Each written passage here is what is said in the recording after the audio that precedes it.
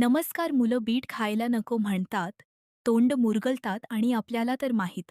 Bit किती healthy आहे म्हणून आपल्यालाच त्यांना काही तर वेगळे करून खाऊ घालायला पाहिजे.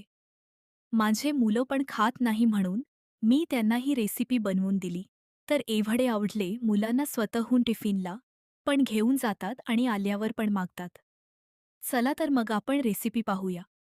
मी अर्धी वाटी बारीक रवा मिक्सरच्या भांड्यात टाकला आहे. त्याचबरोबर अर्धी वाटी पोहे मी भिजवून घेतले 5 मी ते टाकणार आहे.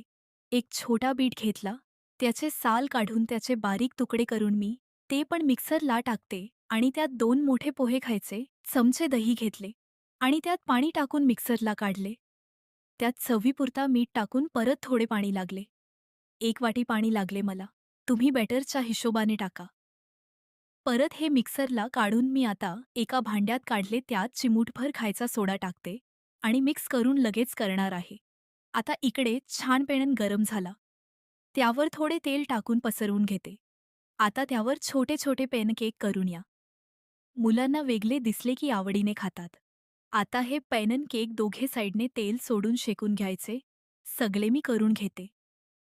हे तुम्ही मुलांना घरी बनवलेला टोमॅटो सॉस बरोबर देऊ शकता. चला तर माझा टिफिन रेडी झाला.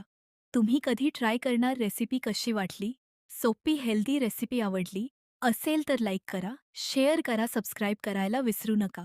आणि हो, कमेंट करून नक्की सांगा कशी वाटली म्हणून रेसिपी.